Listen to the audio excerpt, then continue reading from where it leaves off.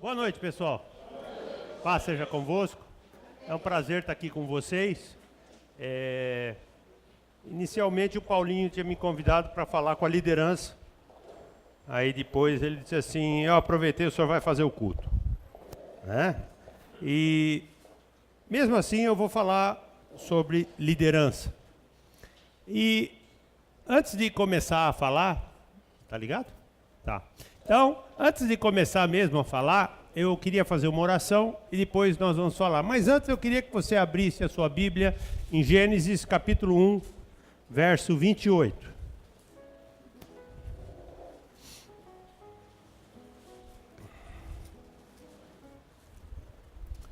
Gênesis capítulo 1, verso 28. Se alguém tiver problema para achar a primeira folha da Bíblia, pede para a pessoa do lado. Tá certo? Não, tá ótimo aí. Então, Gênesis 1, 28 diz assim: Deus os abençoou e lhes disse: sejam férteis, multipliquem-se, encham e subjuguem a terra, dominem sobre os peixes do mar, sobre as aves do céu e sobre todos os animais que se movem pela terra. Senhor, te agradecemos pela tua palavra. Te peço que o Senhor venha falar ao nosso coração e falar a nossa vida. Que nós possamos compreender, Senhor, aquilo que é bom, aquilo que é perfeito e aquilo que é agradável. No nome precioso de Jesus eu te peço. Amém e amém. Eu vou falar sobre liderança e o tema que eu dei para a mensagem desta noite é liderança começa em mim. Mas antes de falar um pouco sobre liderança, eu queria fazer um comentário para todo mundo se localizar. O texto de Gênesis 1, 28, ele pertence a cada um de nós. E ele começa dizendo que Deus te abençoou. Você é um abençoado de Deus. Mas quando ele te abençoou, ele te comissionou. Ele te deu uma ordenança. E é isso que nós chamamos de ordenança, de liderança. Ele disse, sejam férteis e multipliquem-se. Não está falando só no sentido de um relacionamento, de uma família. Ele está falando sobre toda a espécie, sobre tudo aquilo que você faz. Que você seja uma pessoa que seja sempre um terreno fértil. Que você, tudo que você produza, se multiplique. E ele continua dizendo que você deve encher. E aí tem duas palavrinhas que eu gosto muito. Subjugar e dominar. Muitas vezes subjugar e dominar é algo que nós sofremos na nossa vida. Quando de nós não estamos sendo dominados ou subjugados pela nossa vida financeira, por problemas de relacionamento, por uma série de circunstâncias que não trazem felicidade para a nossa vida e, por consequência, eu não produzo nada, não multiplico nada, não sou ninguém. Esse é o desejo do mundo. Por isso Jesus foi muito enfático ao dizer que o mundo jaz do maligno. Por quê? Porque tudo à nossa volta conspira contra nós.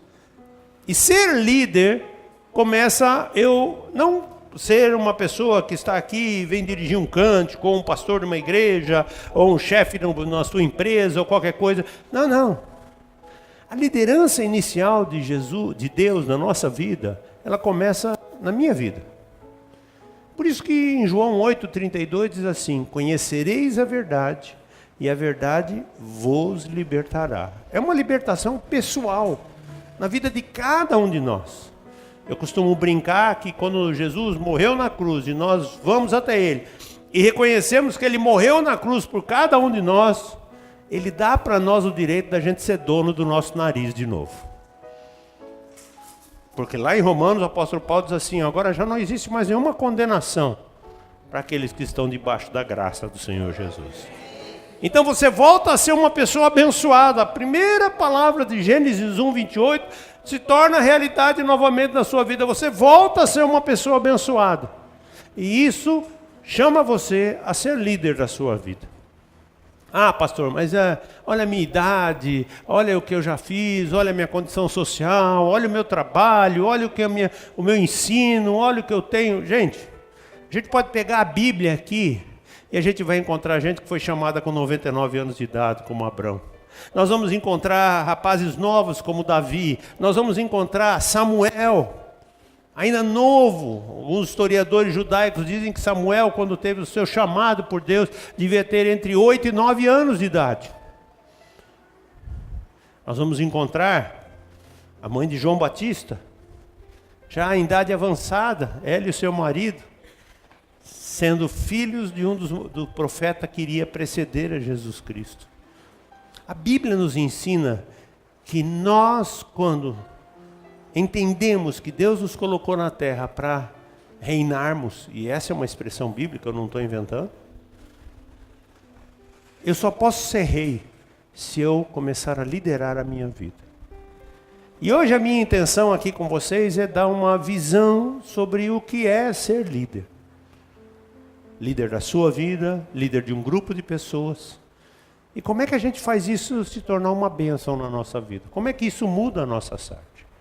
Então eu quero combinar duas coisas com vocês. Primeira delas, eu vou falar um monte de texto bíblico aqui. Alguns eu vou ler inteiro, alguns eu vou ler só parte. Anote os textos, depois leia em casa. Segunda coisa, se você tiver alguma pergunta, às vezes eu sei que essa é uma pregação, mas eu quero te dar a liberdade de, se você tiver uma pergunta, eu vou pedir que você escreva, e no final da pregação eu vou comentar as perguntas e vou responder. E você tem a liberdade. Se ainda assim você não ficar satisfeito, você me pega antes de eu ir embora, porque depois que eu for você não pergunta mais. Ou senão só na outra quarta, porque eu prometi que volto quarta que vem. Essa palavra eu vou dar em duas partes, tá? Então hoje eu vou dar praticamente, vamos dizer, o conceito teológico, o conceito bíblico com relação a como a gente pode ser líder na nossa vida. E a semana que vem eu vou dizer como é que a gente aplica isso na nossa vida, como é que a gente faz. Então, lápis e papel na mão, Bíblia afiada, na mão, porque eu quero abençoar a tua vida. Você está pronto? Só tem dois, então vocês dois podem ficar, o resto pode ir embora. Estão liberados. Vocês estão prontos? Eu queria que você abrisse a sua Bíblia no Salmo 34, Salmo 37, versículo 4 e 5. Salmo 37, versículo 4 e 5. A versão da Bíblia que eu estou lendo é a Nova Versão Internacional. Então, se você está com outra versão aí, algumas palavras vão ficar diferentes, mas o sentido é sempre o mesmo.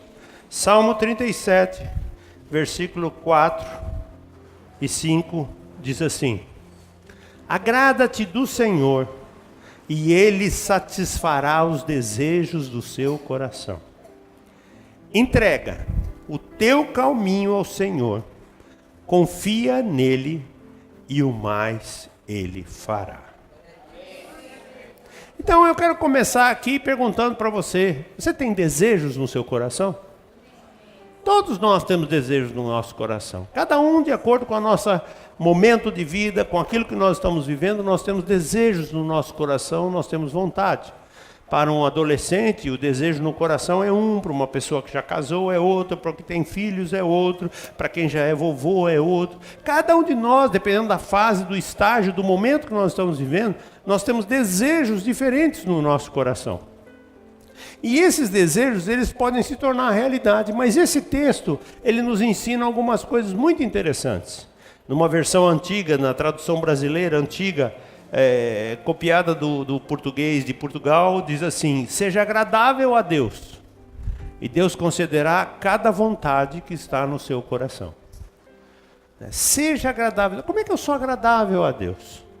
Aí a gente vai cair numa palavrinha que todos nós muitas vezes oramos e até falamos às vezes com o pastor, e a gente pede para conversar com ele em particular e fala assim: pastor, eu quero fazer tanto a vontade de Deus.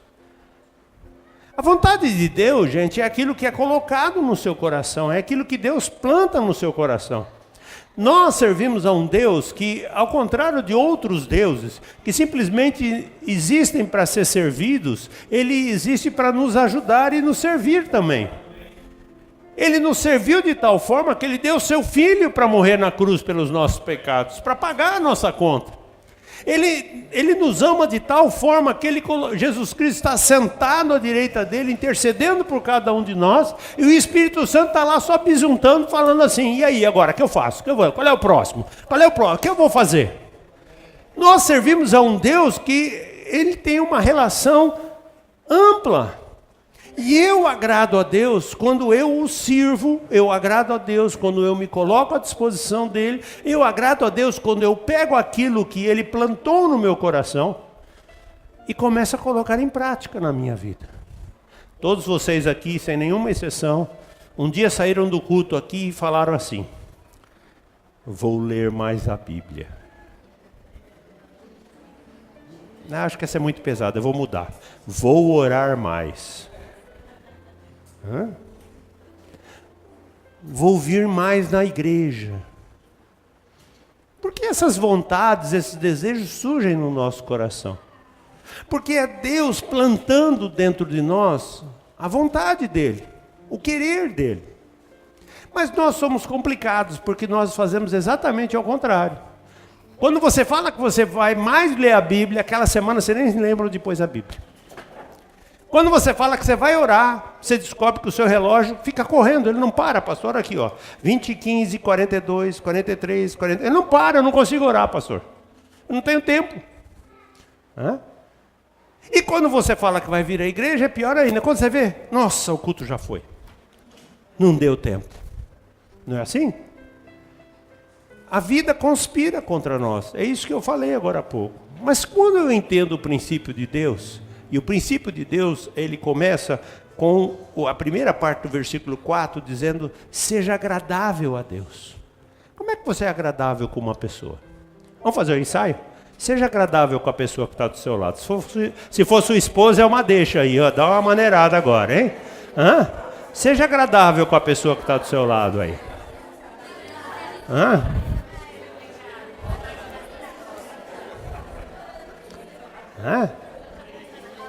Você é agradável com uma pessoa quando você sorri para ela, quando você fala com ela, né? Se você está do lado da sua esposa, você pode fazer uma média, dizer, você está linda hoje, né? É verdade, né? Aí ela vai virar para você e dizer assim, você continua feio, mas tudo bem, é maravilhoso isso, não é verdade? Né? Normalmente a mulher fala que você está mal vestido, mas o homem já acostumou com isso, então não tem problema, né? Ser agradável, gente, a Deus, seja agradável a Deus, significa nós termos uma relação com Deus, onde eu tenho um canal de comunicação com Deus, que eu falo aquilo que enche o coração de Deus. E não são palavras, como na moda está agora, fake, né? Palavras mentirosas. Não, é palavras de verdade, palavras em que eu simplesmente transmito aquilo realmente que Deus está fazendo na minha vida. E quando eu faço isso, eu agrado a Deus, porque a primeira coisa que Deus gosta na nossa vida é a verdade. Deus não está preocupado quando você chega para Ele e fala assim, Deus, olha, eu estou mal. Ele não fica triste por isso. Mas Ele fica triste quando você está mal por dentro, chega para Deus e fala assim, Deus, obrigado, Tu és maravilhoso. E Deus, fala como você está, eu estou vendo como você está. E você continua, Deus, está tudo perfeito. Tem muita gente que não concorda quando eu falo isso, porque muita gente vai lá para aquele trecho e diz assim, em tudo dai graças. Realmente, em tudo dai graças. Só que ser agradável a Deus significa eu ter uma comunhão com Ele, um relacionamento, uma conversa transparente. E o versículo 4 é bem prático quando ele diz, seja agradável ao Senhor, agrada-te do Senhor. E Ele concederá os desejos do seu coração. Então tem tudo a ver, quando por exemplo nós estávamos cantando aqui, eu fiquei ali pensando, tem tudo a ver a nossa adoração, tem tudo a ver o nosso relacionamento com Deus, o como eu trato Deus na minha vida todos os dias, o como eu converso com Deus, o como eu me relaciono com Deus, o como eu estou sempre me dirigindo a Deus, como é o meu dia a dia. Mas aí é muito interessante, porque uma vez que você abre esse caminho para Deus, vem o problema do versículo 5. Quando ele diz assim, entrega o teu caminho ao Senhor. Puxa vida, qual que é o seu caminho? Qual que é o seu caminho? Ah, pastor, isso é fácil, põe no Waze ou no Google Maps, eu descubro o caminho. Não, é o teu caminho. É a tua vida, são os teus propósitos. Eu, quando tinha 17 anos, tive a oportunidade de conhecer um senhor, Dr. John Edmund Haggai. E naquela época ele estava passando pelo Brasil e nós o recebemos na igreja. Ele deu uma palavra que eu fiquei impressionado quando ele falou sobre liderança. E ao final daquele evento, ele me deu um livro em inglês. Foi o primeiro livro em inglês que eu li. E aquele livro mudou a minha vida. Porque ele me ensinou que se eu não tivesse um caminho, Deus não teria o que desejos do meu coração Ele vai realizar. Quais são as vontades que eu tenho? O meu caminho é o trajeto que eu vou seguir na minha vida. Para onde eu vou? Hoje, se a gente vai para o mundo, para quem que eu vou votar? O que eu vou fazer? Como é que é isso? Como é que é aquilo? Como é que é aquilo outro? E não adianta espiritualizar as coisas, porque a vida continua valendo. Eu preciso ser um bom profissional, eu preciso ser um pai de família, eu preciso gerar recursos para minha casa, eu preciso cuidar, ter educação dos meus filhos, eu preciso cuidar dos meus pais, eu preciso ter relacionamento com as pessoas que estão à minha volta. A vida continua. Se não era assim, você aceitava Jesus e acabou, estava no céu. Não tinha nada. Mas Jesus foi muito claro: olha, eles estão no mundo, mas não são do mundo. Eles vão ficar aqui. E ele pede: Pai, guarda-os. E nós, quando não temos um caminho, nós não sabemos para o que vamos fazer. E a falta de ter um caminho e ter uma direção nos leva muitas vezes a viver uma vida completamente errada. E essa vida errada, ela é resumida da seguinte maneira: hoje eu começo um negócio, não termino, começo outro, não termino, começo outro, não termino, começo outro, não termino. E quando eu olho lá para trás, eu falo: que vida difícil, eu nunca termino nada. Por quê? Porque nós não definimos um caminho. Se eu decidir ir para a cidade de Campinas, eu tenho 2 caminhos para seguir. Mais simples, né? Lógico. Ou vou pela Bandeirantes, ou vou pela Avenida, pela Anhanguera. Eu posso escolher qual caminho eu quero ter. Mas ambos tem uma quilometragem que eu tenho que correr. Tem os pedágios, tem as curvas, tem policiamento, tem radar. Não é verdade? Tem tudo isso, não é verdade? Mas eu escolho o caminho que eu vou trilhar. Se você hoje tivesse que entregar o teu caminho para Deus, o que é que você entregaria? Se você tivesse que dizer: Deus, qual é o meu caminho? Aos 17 anos de idade, eu tive a coragem de fazer um plano até os 45 anos de idade. E eu planejei lá que eu queria casar com 21, entre os 21 e os 25 anos. Eu pus lá que eu queria ter os meus filhos rapidamente, e até os 45 queria estar livre deles. Faculdade, escola, tudo tal. Eles queriam eles formados e trabalhando por conta própria. Coloquei lá que eu queria que os meus filhos tivessem obrigatoriamente outro idioma. Coloquei que eu queria que eles estudassem. Coloquei lá que eu queria profissionalmente galgar lugares dentro do banco. Queria chegar à vice-presidência do banco. E fui lá, eu fiz um plano para mim, e peguei aquele caminho e orei sobre ele, baseado nesse versículo. Falei: Deus, aqui está meu caminho. E aí comecei a trabalhar em cima dele. E Deus cuidou de cada desejo do meu coração.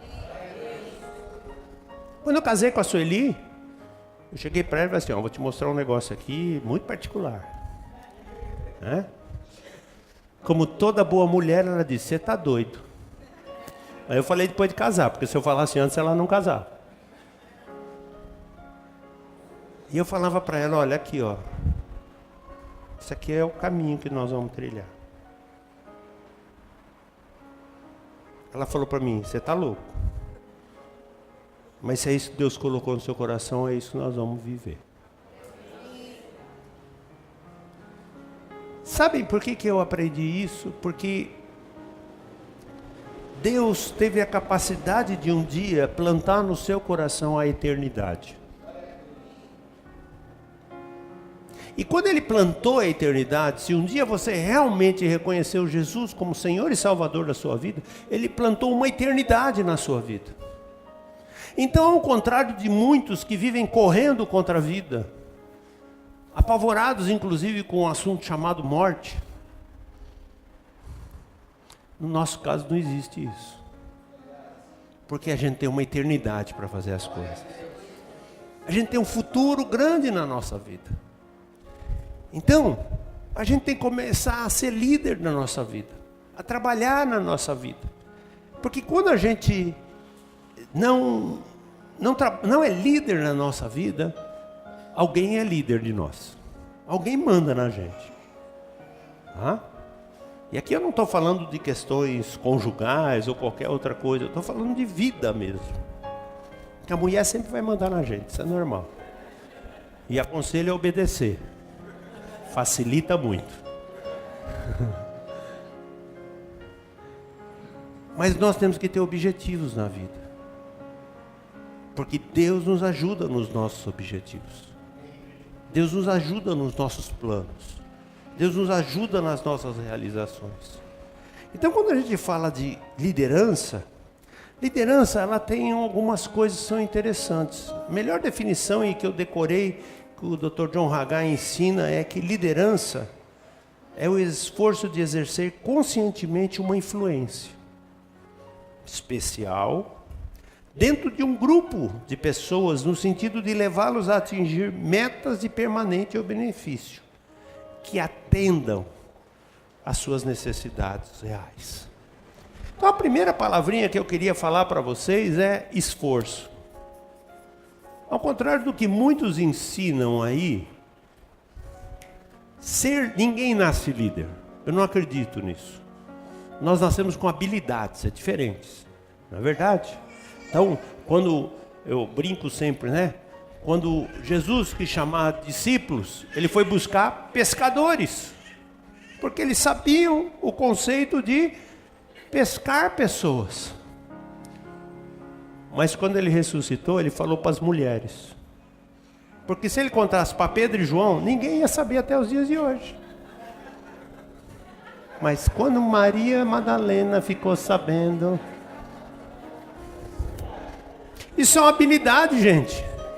Nós somos assim, não é verdade? Conta o segredo para um homem, vê se conta para alguém. Já viu reunião de mulheres? É sábado agora, reunião de mulheres aqui, né? É um barulho danado. Reunião de homem, parece que está tendo enterro na igreja. Silêncio. Faz nem barulho. Né? Nossas habilidades são diferentes. E essas habilidades diferentes fazem toda a diferença. Mas para ser líder, é um esforço, porque eu preciso ser moldado, eu preciso ser trabalhado. Não adianta eu querer trabalhar em alguma coisa, se eu tenho um propósito na minha vida, e eu não consegui-lo. Aquele jogador de golfe, Tiger Woods, ele costuma dizer que ele conseguiu se tornar bom quando ele passou a treinar 10 horas por dia. Né? Nós tem que ter um esforço, tem que haver um sacrifício. Fazer as coisas na vida, às vezes elas custam para a gente um baita trabalho, porque nós precisamos nos esforçar e nós não nos esforçamos. Nós não queremos fazer isso. E esse esforço, gente, tem que ser consciente. Se não for consciente, gente, é muito interessante, porque nós não conseguimos produzir nada. E consciente é muito interessante, porque vai fazer da gente ter dedicação total, ter uma implicação total, clara da nossa parte. Tudo que você faz de forma consciente, você se dedica àquilo. Puxa, eu vou fazer isso. Quantas vezes isso já não aconteceu com você? Eu vou fazer isso. Você foi lá e fez. E quantas vezes você falou, eu vou fazer isso, e não fez? Por quê? Onde é que estava o erro? Porque você não determinou isso conscientemente na sua vida. E ser líder, gente, é uma tarefa muitas vezes, porque eu preciso assumir a rédea da minha vida. Tem gente que às vezes tem o costume de tudo que faz, pergunta para alguém. Poxa, você tem que começar a se posicionar e ter atitudes. Porque quando eu não tenho atitudes, eu não tenho consciência do que eu estou fazendo. E essas atitudes às vezes vão sofrer críticas, e você tem que aproveitar e trabalhar isso na sua vida. Nós às vezes não fazemos isso na nossa vida. Agora, eu começo a ser líder da minha vida, eu começo a ter uma influência especial na minha vida, porque isso não é forçado, é natural. Se a gente pegar a Bíblia e abrir em João capítulo 14, verso 15, olha o que Jesus disse em João 14, 15. Se vocês me amam, obedecerão os meus mandamentos. Ele não chegou para nós e disse assim: se você vai me servir, você tem que obedecer meus mandamentos. Tem uma diferença. Olha bem. Jesus não chegou para você e disse assim: só aceito que você me reconheça como Salvador se você obedecer os meus mandamentos. Muito diferente, né? Ele disse assim: se você me ama, você vai obedecer meus mandamentos. Lembra que eu falei agora há pouco que é uma relação? Essa é a coisa linda de Deus para a nossa vida. É aquilo que nós muitas vezes usamos, e alguns usam com um erro muito crasso e ignorante, chamando de livre propósito, ou livre arbítrio. Que quando Deus nos dá essa oportunidade de nós podermos exercer essa influência, levar a vida dessa maneira, nós usamos ela como? Usamos ela para atender os nossos desejos carnais, muitas vezes desejos momentâneos, desejos que estão só naquele instante e de lá daqui a pouco, né? É como quando você passa naquela lojinha de R$1,99, você compra um monte de tranqueira, que você chega em casa, põe na gaveta, você nunca usou, e um dia você vai mudar de casa, você abre a gaveta e fala assim: eu nunca usei isso, e põe no lixo. Eu nunca usei isso, põe no lixo. Nunca usei isso, põe no lixo. Não está rindo porque já aconteceu com você, né? É.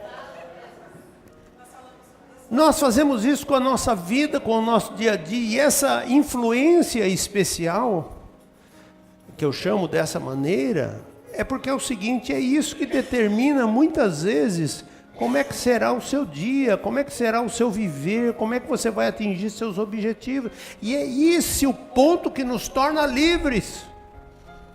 É esse o ponto que nos torna pessoas completamente livres. Porque Jesus um dia virou para mim e disse assim: se você me ama, você vai obedecer meus mandamentos. Não é uma regra, não é uma imposição, não tem uma espada, não tem ninguém atrás de você com 3 oitão e falando assim: serve a Deus. Hã? Não. Ele disse: olha, se você me ama, você vai obedecer naturalmente os meus mandamentos. Por isso o salmista Davi escreve: meu prazer é cumprir os teus mandamentos, Senhor. Sabe, eu estou fazendo uma campanha lá na igreja sobre a arca de Deus e sobre o tempo que ela ficou na casa de Abinadab na casa de Obed-edom. E quando a gente estuda a Bíblia, a gente descobre que a arca ficou 20 anos na casa de Abinadab. Durante todo o reinado de Saul, a arca ficou lá. E na casa de Obed-edom ficou 3 meses. Na casa de Abinadab tem um registro: e a arca ficou na casa de Abinadab. Ponto. Aí depois você pega o versículo seguinte, diz assim: mas a arca foi para a casa de Obed-edom, ficou lá por 3 meses, e toda a sua família foi abençoada. E em todo Israel se ouviu, e chegou aos ouvidos do rei Davi, que a família de Obed-edom estava sendo abençoada por causa da arca. Então, qual é a diferença? A influência especial. Porque Abinadab guardou a arca, pegou a arca, guardou, pôs lá, guardou direitinho. Pode ser quando Davi foi buscar a arca: peraí que eu não lembro onde eu pus, peraí. Não. Obed-edom amava a Deus. Obed-edom tinha respeito por Deus. Obed-edom tinha adoração. E o que acontece? Quando ele passou a dar a reverência à arca de Deus, a glória do Senhor brilhou na vida dele. E atingiu toda a casa dele. Isso é influência especial. A outra coisa que é importante é que isso tem que ser homogêneo. Isso é uma coisa que tem que atingir um grupo. Não é só você. A Bíblia diz que nós somos abençoados para abençoar aqueles que estão à nossa volta. A Bíblia diz que se um justo dentro de uma família abençoa aquela família, muda a sorte daquela família. Se você esposa vem sozinha, se você esposo vem sozinho, se você filho vem sozinho à igreja, seja fiel a Deus, Deus vai abençoar a sua casa tremendamente. Porque isso é homogêneo. Nossa liderança, ela é algo que brota na nossa vida. Mas aí a gente tem que ter algumas coisas que eu vou falar com mais calma semana que vem.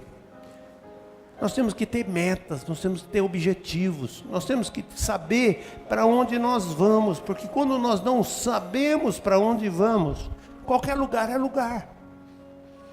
Sêneca dizia, um filósofo grego dizia que para quem não tem um destino, qualquer porto é porto.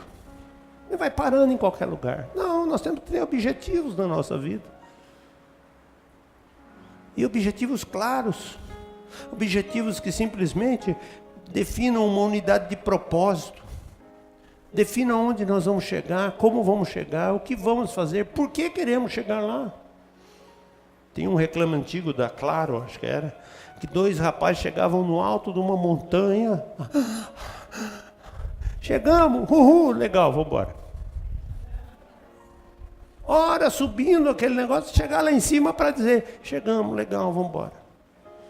Quanta gente tem feito isso com a vida? Quando às vezes a gente vem à igreja e não tem um propósito real para a nossa vida. Quantas vezes a gente acorda de manhã e não pensa em propósitos reais para acontecer naquele dia. Não temos metas, não temos objetivos. E as nossas metas, os nossos objetivos têm que se acompanhar de uma coisa.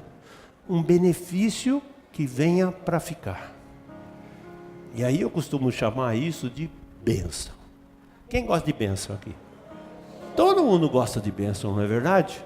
Todo mundo quer algo. E bênção é diferente. Eu uma vez, quando trabalhava com um determinado banqueiro aqui no Brasil, judeu, e ele fez lá uma operação e de repente a gente estava lá no comitê executivo do banco e alguém chegou para ele e disse assim, aí fulano, você é um homem de sorte. Ele disse assim, não, peraí, vem cá, volta aqui. Deixa eu te explicar uma coisa. Eu sou uma pessoa abençoada.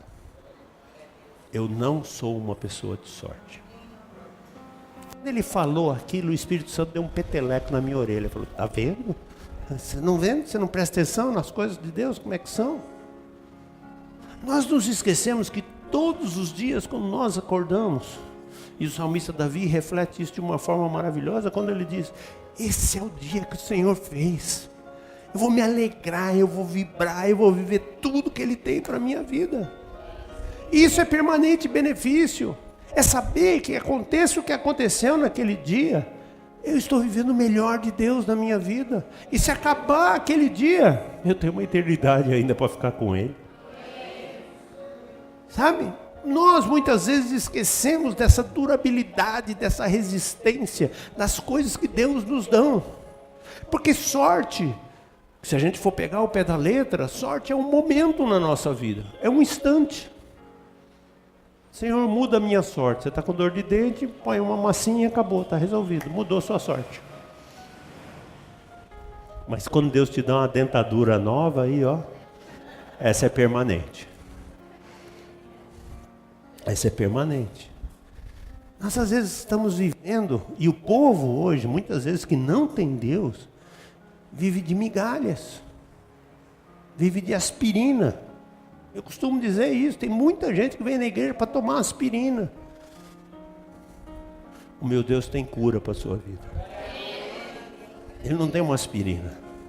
Quando eu compreendo que a vontade de Deus é boa, é perfeita, é agradável, eu simplesmente passo a viver, não um momento, uma sorte na minha vida, mas eu passo a viver aquilo que é permanente, aquilo que é meu, que é definitivo, que Ele lá na cruz conquistou para mim e falou, tó é teu. e dá de volta para você. E esse permanente benefício, ele tem um sentido na nossa vida, que é o nosso grande erro quando nós falamos de ser líder da nossa vida, de almejarmos coisas novas, diferentes. São coisas que atendam às nossas necessidades reais. E muitas vezes a gente quer algo de Deus na nossa vida que nós não precisamos. E a gente fica bravo. Pastor, estou fazendo a campanha 7 cabeçadas no pé da cruz e olha, já dei 14 e não resolveu o meu problema. Não resolveu. O que eu faço? Dá mais teste. É o que a gente fala normalmente. E se não der, dá mais 7. Vai batendo cabeça aí. Porque não são as nossas reais necessidades. Eu conheço muita gente que tem dinheiro e é infeliz. Eu conheço muita gente que quer ter uma série de coisas na sua vida, mas está errada porque não é a sua necessidade. E nós queremos ser líderes da nossa vida, queremos escolher o melhor de Deus na nossa vida, mas a gente não vai em busca das nossas necessidades, a gente vai em busca daquilo que não é a nossa necessidade, aquilo que é fora da nossa realidade.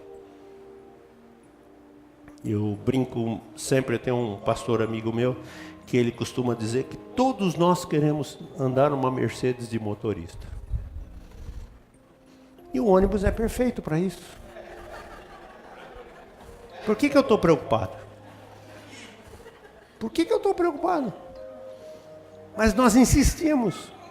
E aquilo não é a minha real necessidade. E muitas vezes, a minha real necessidade é apenas uma condução. Não interessa. Mas nós, na nossa vaidade, e a gente bate de frente com relação ao nosso ego, ao nosso interior, a gente simplesmente trava essas coisas. E a palavra de Deus nos ensina no livro de Malaquias, diz assim: errais, porque vocês não sabem pedir. Vocês não recebem, porque pedem errado. E tudo que vocês colocam no saco, parece que está furado. Porque não fica. Mas quando a gente entende aquilo que Deus tem para nós, e a gente permite que a nossa vida seja trabalhada por Deus, o saco começa a ser costurado. As coisas começam a ser mudadas. E a primeira coisa que Deus pede para nós é que nós tenhamos uma posição. E essa posição é muito clara. Ela é sua. Não sou eu que tenho que tomar essa posição por você. Não é o pastor, não é sua esposa, não é seu marido, não é seu filho. É você que tem que começar por você. E se a gente abrir a nossa Bíblia em Filipenses 2, verso 13 e 14. A gente tem que colocar isso muito claro na nossa cabeça. Filipenses 2, verso 12 e 13 diz assim: assim, meus amados, como sempre vocês obedeceram, não apenas na minha presença, porém muito mais agora na minha ausência, ponham em ação a salvação de vocês com temor e tremor. Pois é Deus quem efetua em vocês tanto querer quanto realizar, de acordo com a boa vontade dEle. Então a primeira posição que eu tenho que tomar é parar de brigar com Deus. Parar de ficar questionando Deus e criando casos com Ele e querendo dizer para Ele: não, eu quero assim, eu quero assim. Eu acho interessante que muitas vezes algumas pessoas acham que elas mandam em Deus. E essas pessoas normalmente, é impressionante porque elas vivem uma mentira na vida e elas não dão o braço a torcer. Pô, pastor, mas isso não vai contra aquilo que o senhor falou agora no Salmo 37? Não, não vai. Sabe por quê? Porque olha o que ele fala no versículo 12, se você olhar comigo. Ponham em ação a salvação de vocês com temor e tremor. Um dia você aceitou Jesus como Senhor e Salvador da sua vida. primeira coisa que você pediu para Ele foi: perdoa os meus pecados. Escreve o meu nome no livro da vida. Depois disso você veio e se batizou nas águas. E falou: eu quero testemunhar para o mundo que eu sou uma nova criatura. As coisas velhas passaram, tudo daqui para frente é novo. Pois bem, se isso é uma realidade na sua vida, nós então temos que mudar a nossa forma de pensar. Eu já dei ideia para Deus que se a gente tivesse chip era muito mais fácil, tirava um, punha o outro, né? Facilitava, mas Deus não gostou da ideia. Seria tão mais fácil. Por quê? Porque nós precisamos ser lapidados por Deus.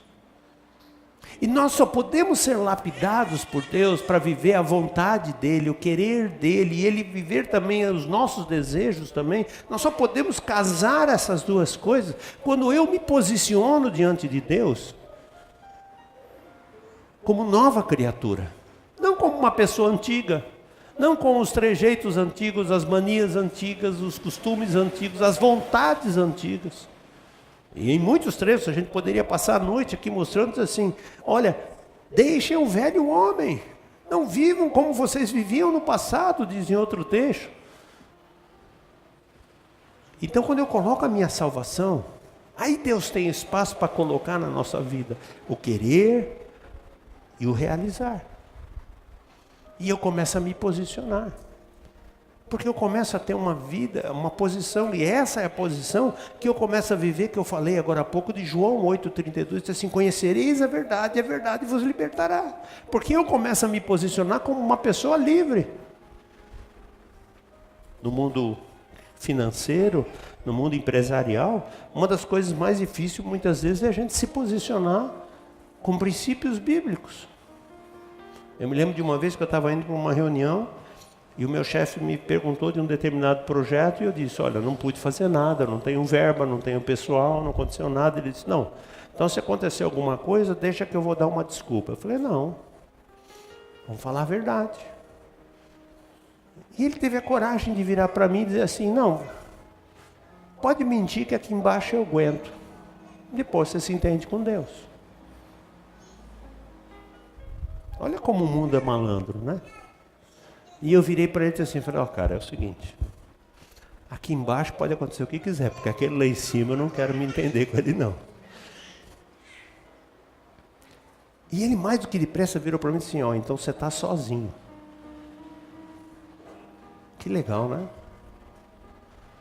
Mais legal foi quando a gente chegou na reunião e sentamos, o presidente do banco vira para mim e fala assim: João, e aquele projeto? Não tinha nem começado a reunião. E eu virei para ele e disse assim: olha, aquele projeto não aconteceu nada. Por causa disso e disso. Quando eu acabei de falar, ele virou para mim e disse assim: o que você precisa para tirar ele do papel? Saí de lá com orçamento, com gente, com um monte de coisa. Meu chefe ficou 2 meses sem falar comigo. Mas veja bem, se eu tivesse pregado uma mentira, o que eu ia colher? Problemas, né? Para não falar outras coisas. Mas porque eu preguei a verdade, usei o princípio de Deus na minha vida, eu fui abençoado, eu não fui prejudicado. E nós muitas vezes usamos isso na nossa vida, no nosso dia a dia. Nos mais simples atos na nossa vida. Porque nós falhamos de lembrar da nossa posição. Lá em Gênesis 1:28, como nós lemos no começo, você é um abençoado de Deus. E Ele te pôs na terra para subjugar e para dominar todas as coisas. Não tenha medo de enfrentar consequências de algo que está errado, porque está errado. É o processo natural das coisas. A segunda coisa que nos leva, depois de posição, são as nossas atitudes. E as nossas atitudes, gente, eu não vou ler o texto porque ele é um pouco grande, mas está em João 17, de 11 a 15. É quando Jesus ora pelos seus discípulos, a oração sacerdotal de Jesus. A atitude de Jesus. E a frase mais conhecida é quando ele fala assim: Pai, eu vou para ti. mas eu oro para que eles tenham a minha plenitude. Não peço que os tire do mundo, mas livra-os do mal. Jesus tinha uma atitude de ser uma pessoa que abençoava. E o melhor exemplo disso é quando ele está sobre a cruz. Das 7 palavras que ele fala na cruz, 4 delas são palavras de bênção. 4 delas, Pai, perdoa-lhes porque não sabem o que fazem. Vira para o ladrão que está ao seu lado, hoje mesmo você estará comigo no paraíso. João, aí está sua mãe, cuida dela, João. Maria, aí está o seu filho, cuida dele. Sabe, em todo o tempo, Jesus tinha todos os motivos do mundo para dizer, agora descambou, agora acabou, agora morreu. Não. Ele continuava tendo uma atitude de uma pessoa que abençoava como ele teve em todo o seu ministério. Qual é a atitude que você tem? Como pessoa, como cristão? Ah, pastor, isso não tem nada a ver com liderança. Tem a liderança da sua vida. Porque é isso que Deus espera olhar para nós. Porque o nosso testemunho, que é o terceiro ponto, ele é muito importante. E o texto em João 3, 31 a 34 nos fala sobre isso. Ele diz assim, esse eu quero ler. Aquele que vem do alto está acima de todos. Como eu gosto desse trecho. Aquele que vem do alto está acima de todos. Então quando vem falar para mim de autoajuda, eu falo obrigado. Eu tenho a ajuda do alto. Porque é nele que eu posso todas as coisas que me fortalecem. Paulinho comentou sobre a minha irmã. Minha irmã está em estado terminal no hospital. Ela teve um câncer que ela luta há 9 anos. E ontem ela foi sedada. Porque ela está variando entre momentos com consciência e sem consciência. E desde o momento que ela piorou, ela fez algumas coisas que nos alegram o coração e nos confortam. A primeira palavra que ela falou, quando ela perdeu a noção das coisas, ela virou para minha mãe e disse assim, mãe, eu vou subir. A segunda coisa que ela falou, foi quando ela começou a cantar hinos. Começou a cantar música, de vez em quando ela acordava e começava a cantar músicas. Muitas vezes ela começava a recitar salmos. Tudo por quê? Porque aquele que vem do alto está acima de todos. Ah, as pessoas, isso é loucura, isso é, nossa, maluco mesmo. Porque Deus diz que as coisas do céu são uma loucura para os caras que não aceitam as coisas do céu. E João continua dizendo assim, aquele que é da terra pertence à terra e fala como quem é da terra. Aquele que vem dos céus está acima de todos. Ele testifica o que tem visto e ouvido. Olha só. Você tem visto e ouvido Deus agir na sua vida? É isso que nós temos que testificar. Ah, o que você acha que vai acontecer com as eleições, com a economia? Eu sou economista, gente. O meu comentário é o mesmo da Bíblia. Vai ficar pior. Pô, pastor, que isso? Não sei o que, não sei o que, não sei o que. Só que aquele que está em Deus não será atingido. É assim que funciona. E é isso que nós temos que testemunhar. Em meio a toda a crise, o ano passado, pessoas lá na igreja fecharam negócios grandes, foram abençoados. E muitos deles falavam assim, pastor, eu não entendo como é que com toda essa crise eu tenho sido abençoado. E eu tenho dito para eles, você tem tido testemunho? Tenho, pastor, é o que eu mais faço. Continue testemunhando. Porque essa é a resposta da bênção na sua vida. E ele continua, aquele que o aceita, confirma que Deus é verdadeiro. Pois aquele que Deus enviou, fala as palavras de Deus, porque ele dá o Espírito sem limitações. O Espírito de Deus é posto sobre a nossa vida para a gente usar. Não é algo para mim dizer, é um enfeite, o Espírito Santo, uma coisa tão linda, né? Puxa, é tão bonito, tão gostoso. Não, o Espírito Santo é uma coisa para a gente usar. Acorda de manhã, o pastor Benihim fala sobre isso. Diga bom dia, Espírito Santo, e sai rodando. Não acorda de manhã e fala assim, hoje tem isso, hoje tem aquilo outro, hoje vai acontecer aquilo outro. Eu sei que se o Espírito de Deus está sobre mim, como diz a música, eu danço como o rei Davi, eu corro como o rei Davi, eu venço como o rei Davi, eu faço tudo na minha vida. E isso tem que ser o meu testemunho. Porque isso tem que moldar a nossa vida. E nós temos que fazer a diferença sobre a terra. Quando a gente entende o texto de Gênesis 1, 28, a gente entende que nós somos então abençoados de Deus. Jesus, no Sermão da Montanha, fala sobre isso na nossa vida. Quando em Mateus 5, 13 e 14, ele diz para nós, vocês são o sal da terra e a luz do mundo. Vocês não são qualquer um. Às vezes eu estou lá com alguém e o pessoal, não, Zé Mané, oh, desculpa João, não é bem assim, né, porque eu sou João Manuel, né, então, cara, Mané eu não sou, você pode ficar tranquilo, eu sou Manuel. E Manuel, você sabe o que significa? Não, significa que é Deus conosco. Então, eu estou muito bem cuidado, não sou Mané não. Eu sou um abençoado de Deus. Eu sou filho de Deus.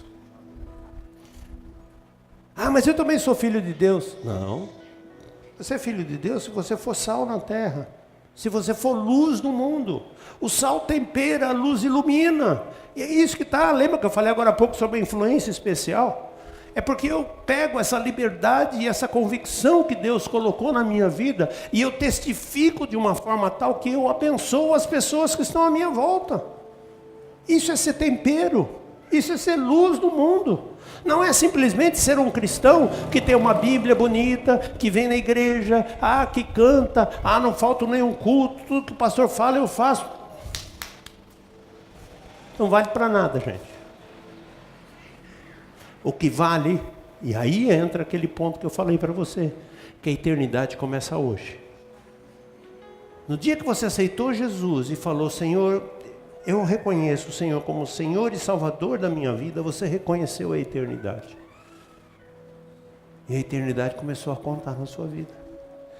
E aí, eu tenho que viver em função dessa eternidade, não em função dessa vidinha aqui. E nós, às vezes, vivemos em função disso e permitimos que o nosso caráter não seja um caráter que intempere a vida das pessoas. E nem que seja luz no mundo. O nosso caráter é um caráter problemático, às vezes, porque nós continuamos na velha criatura. Continuamos sendo quem não deveríamos. A quinta coisa que eu quero dizer para você é que a boa pessoa que tem liderança, ela tem comunhão com Deus. E o texto é 1 João 1, de 5 a 10, eu não vou ler.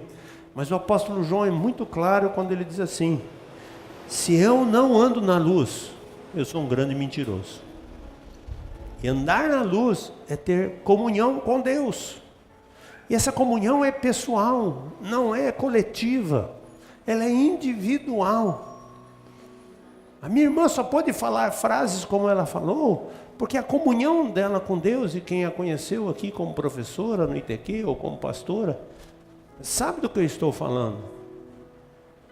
Se nós não temos comunhão com Deus, é muito interessante.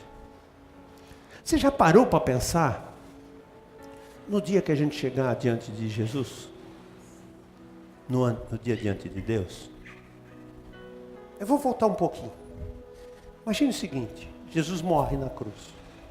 A Bíblia conta que ele é colocado num sepulcro, Jesus já de Arimateia, e por 3 dias ele fica lá, no 3º dia ele ressuscita.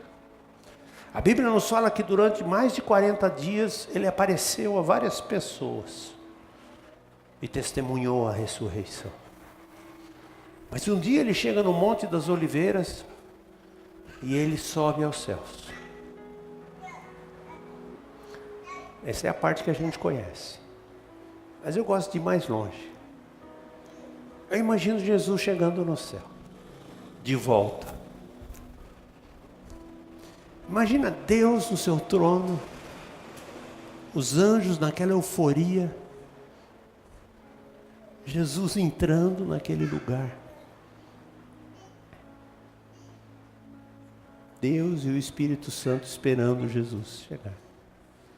Levando nas suas mãos a chave da morte e nas suas mãos a marca da vida que nós levamos hoje. E eu fico imaginando Jesus chegando para o Pai e falando: Pai, está feito. Está consumado. E o Pai vira para ele e fala assim: senta aqui do lado. Vamos ver o resultado do seu trabalho. E os três começam a olhar para nós. E eles esperam, porque a Bíblia diz isso, que haverá um dia que a igreja estará com Deus. Eu imagino que não será diferente. Imagina você chegando nos céus com a igreja. Os anjos em polvorosa. O Pai, o Filho e o Espírito Santo esperando você. Você vai chegar e vai dizer o quê? Está consumado? Vai olhar na cara de Jesus e falar: valeu, cara. Estou aqui por tua causa. Ou você vai chegar de cabeça baixa, envergonhado. Se eu tiver comunhão, eu vou olhar para Jesus e vou dizer: como eu esperei esse momento. Quero te dar um abraço, vem cá. Vem aqui, eu quero te dar um abraço. Quero te dizer obrigado. Mas se eu não tiver comunhão, é você como uma criança quando faz uma arte, ou como aquele cachorro ou gato, né, que a gente tem em casa às vezes, que faz uma arte. E quando a gente chega no ambiente, o que eles fazem?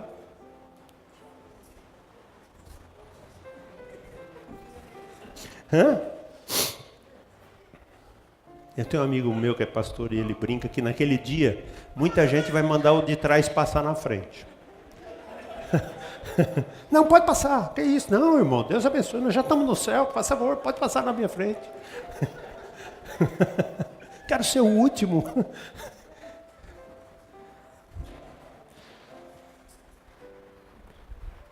Nesse texto de João, ele diz assim: se afirmamos que não temos cometido pecado, fazemos Deus de um mentiroso, e a sua palavra não está em nós.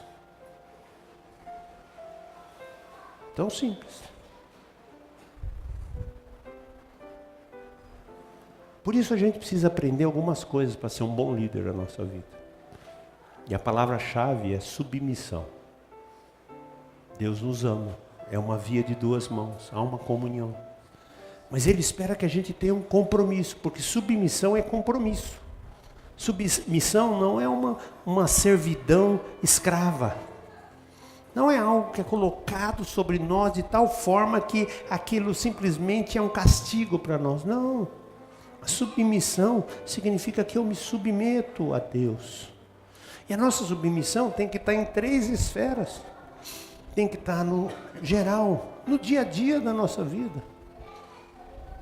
Ser submisso significa respeitar as coisas como elas são. Se eu ando numa velocidade excessiva na estrada e sou multado, não adianta eu ficar xingando o governo que fica arrecadando dinheiro. Sou eu quem errei. E o texto em 2 Pedro 2,10 fala sobre isso. Nós não podemos desprezar a autoridade. Nós não podemos ser insolentes, arrogantes. Muitos de nós, às vezes, não temos nem medo, às vezes, de difamar Deus. Eu tenho que ser submisso. De uma forma geral. A segunda coisa, eu preciso ser submisso ao reino de Deus. A vontade de Deus, não a minha vontade, mas a vontade de Deus. Na oração do Pai Nosso, venha a nós o teu reino, lá em Mateus 6,10, venha a nós o teu reino e seja feita a tua vontade. Então significa eu entender que uma vez que eu fui abençoado por Deus, eu tenho que simplesmente viver aquilo na minha vida, e se é assim que Deus quer, é assim que vai ser, porque esse desejo está plantado em mim. Não adianta eu ficar querendo coisas que não são aquilo que fazem parte da minha vida, e muito menos da vontade de Deus. Se eu fizer isso, eu morro em ponta de faca. E muita gente, diga-se de passagem, no mundo inteiro, o que mais se recita é a oração do Pai Nosso.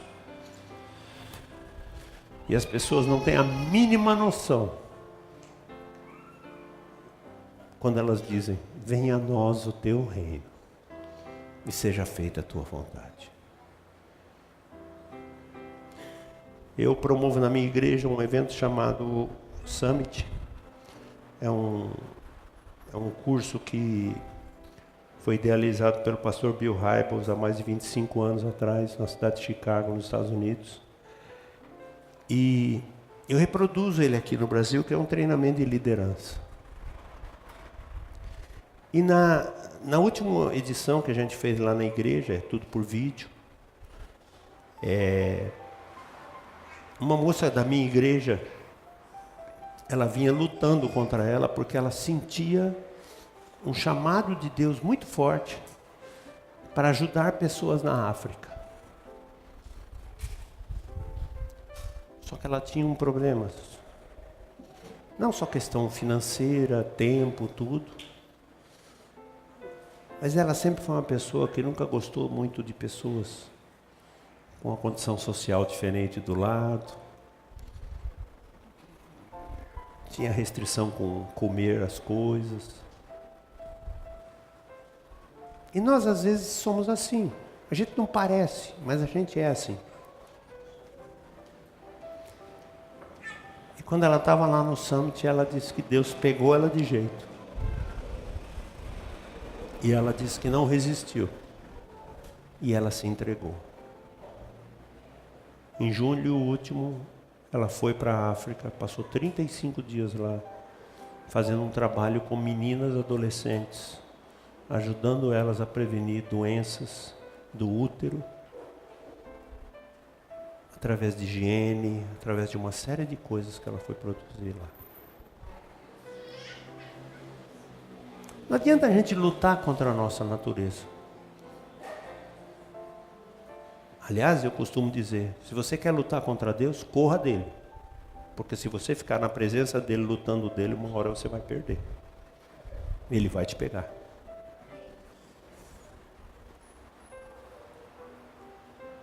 E ela fez um trabalho lá com mais de 100 mulheres, 100 meninas, desculpa. Nós às vezes queremos e falamos, venha a nós o teu reino. E Deus coloca em nós coisas que nós falamos, não Deus, não é isso que eu quero.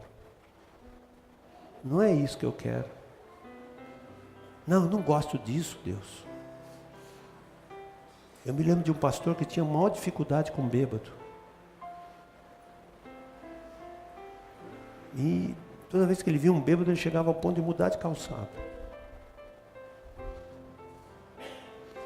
Um dia, ele falou, Deus, e ele disse que todo culto tinha frequência boa na igreja.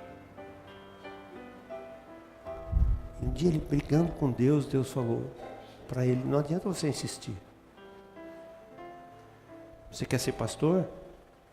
São essas as pessoas que eu quero que você recupere. Não é empresário, não é gente bonita, eu quero que você recupere essas pessoas.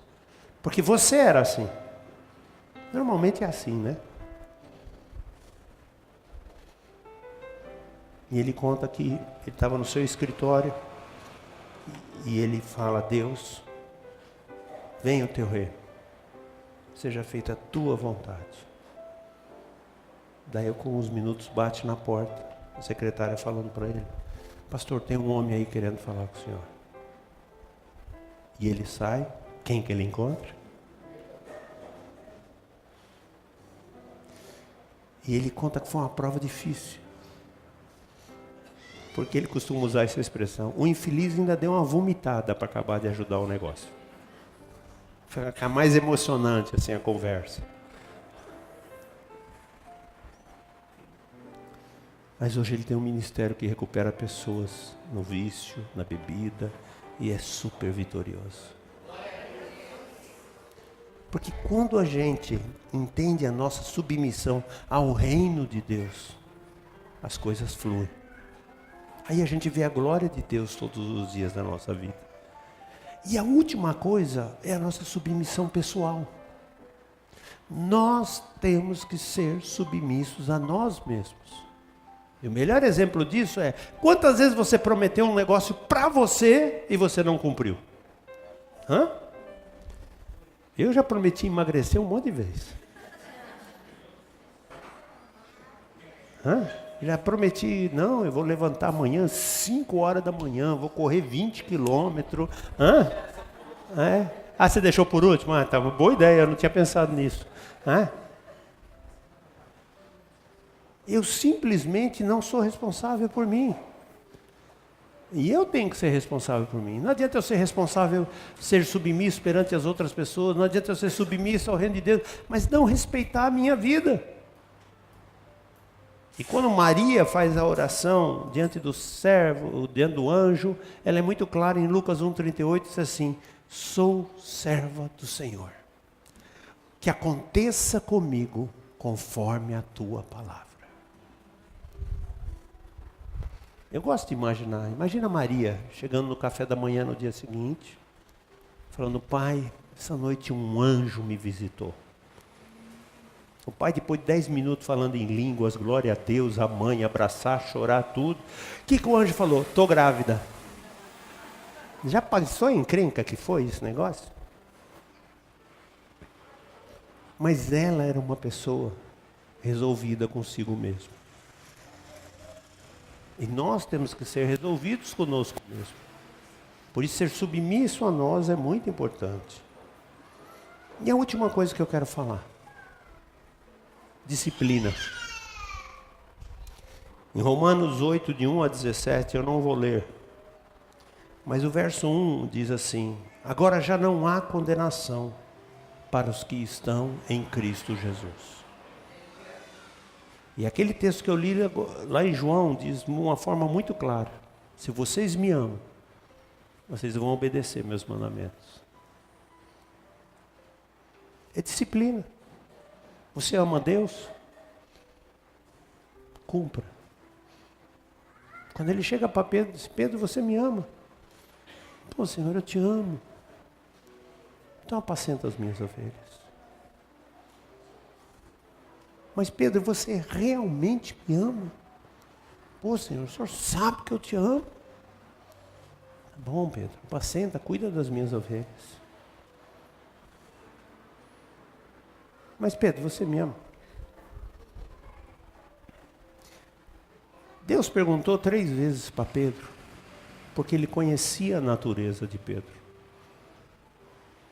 Naquele dia em que Pedro negou a Jesus, ele falou para Jesus: Jesus, eu vou até a morte contigo. Mas quando o pau comeu,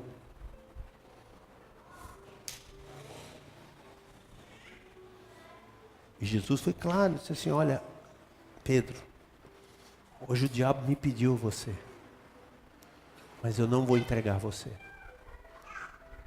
Antes que o galo cante, você ainda vai me negar 3 vezes, mas eu não vou te perder. Deus todos os dias tem dito para você: eu não quero te perder. Ainda que você me negue, eu não quero te perder.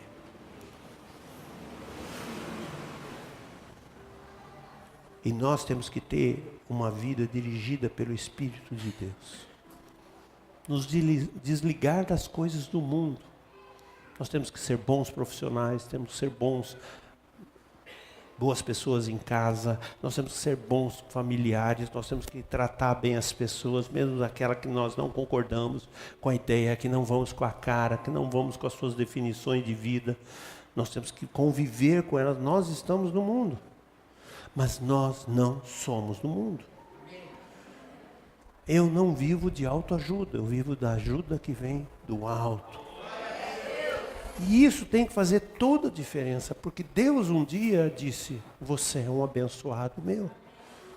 Vá sobre toda a terra, domine, subjugue, que você multiplique a sua vida, que você seja fértil, que haja toda uma realidade na sua vida pessoal, financeira, profissional, familiar, nos seus relacionamentos, que você mostre a minha glória na sua vida. E o mundo hoje tem perdido a chance, por causa de que nós ficamos correndo atrás daquilo que não são as nossas necessidades. Não adianta eu pedir aumento, se eu não sou um bom trabalhador. Não adianta eu querer prosperidade na minha vida, se eu não sou fiel a Deus naquilo que é o básico. Não adianta eu querer espiritualidade de Deus, se eu não sou fiel a Deus na minha comunhão diária, no meu dia a dia. Deus é bom, Deus é misericordioso, mas Ele simplesmente se nega a nos abençoar, porque Ele sabe que a gente vai fazer mais besteira na nossa vida. Por isso, nessa noite, eu queria dar essa parte tão teórica para vocês, mas queria encerrar ela com algumas perguntas para você. Se você tivesse que determinar um momento na sua vida onde Deus tiraria o máximo de você, não interessa a sua idade, mas imagine um momento na sua vida em que Deus pudesse tirar o máximo da sua vida. Quando seria? Como seria? Se Deus tivesse que chegar para você, e chegasse para você nessa noite e dissesse: qual é o teu caminho? O que você diria para Deus? Pastor, eu vou perguntar para o pastor: o senhor pode me dar um tempo? Volta amanhã, quem sabe?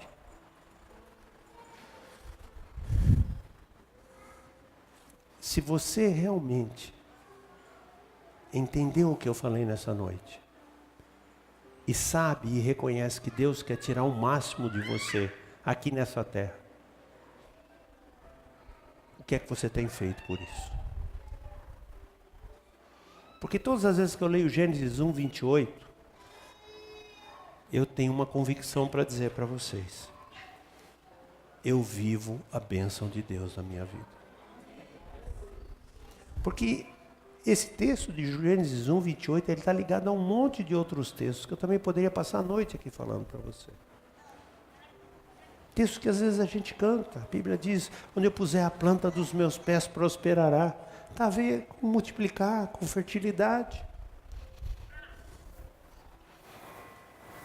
Onde eu puser as minhas mãos, quando eu abrir a minha boca, subjugar, domínio, está tudo ligado. E Deus, quando olha para o povo dele, para a igreja dele hoje, ele vê duas igrejas.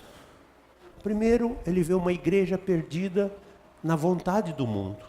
Pessoas que hoje vêm à igreja simplesmente porque elas querem que Deus faça milagres na vida dela, mas elas não querem nada com Deus. E a segunda coisa, é uma igreja que perdeu a identidade de Deus. Uma igreja que não tem comunhão com Deus. Uma igreja que fica inventando. Eu sou muito contra isso. Eu brinco com esse negócio de campanha, 7 cabeçadas no pé da cruz. É sério, porque eu sou contra a campanha. Eu faço campanhas, mas são campanhas bíblicas. E estou muito cuidado. Para você ter uma ideia, na minha igreja tem tanta campanha que é 2 por ano. É a campanha da família e a campanha de projeto de vida. Não perco meu tempo. Sabe, tem uma campanha legal que a gente poderia, Paulinho poderia fazer aqui, tem espaço, né? Podia pegar aqui e fazer um braseiro aqui, ó, com carvão, deixar bem vermelho e falar: povo, vamos atravessar o Mar Vermelho, e manda o povo passar. Hã? Só que manda para lá, viu, Paulinho? Porque se mandar para lá, você vai ter que cuidar deles, tá? Manda já caminhar para a rua. Hã? Sabe, igreja que põe porta no meio da igreja, sal grosso, espada de São Jorge. Todo dia eu vi uma igreja que tinha espada de São Jorge. Eu falei, que é isso, pastor? Nós estamos lutando contra o diabo. Com a espada de São Jorge, você está bem então, hein?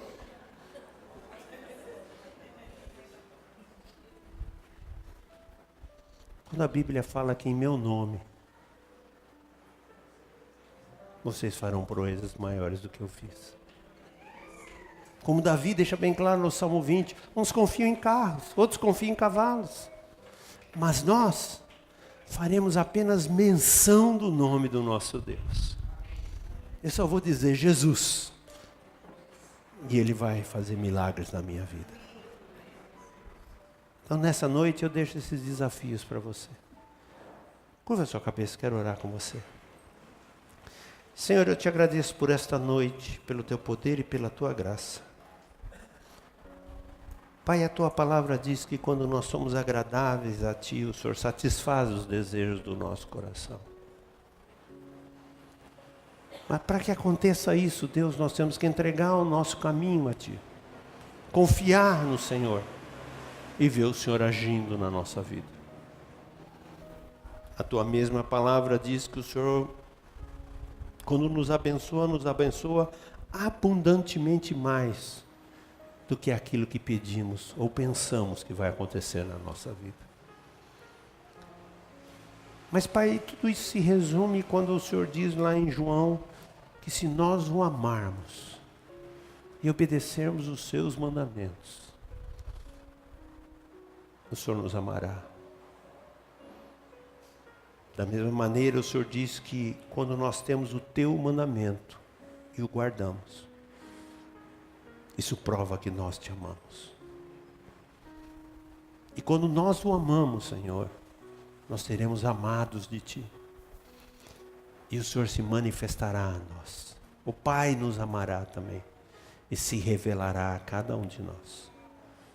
Pai, eu oro para que cada uma das vidas que estão aqui nessa noite entendam nessa noite o chamado que o Senhor faz à vida deles, de assumirem a liderança e o controle das suas vidas, de assumirem as suas próprias vidas e debaixo da tua vontade, do teu querer, começarem a aplicar os princípios bíblicos para ter uma vida que é aquilo que o Senhor pensou a nosso respeito.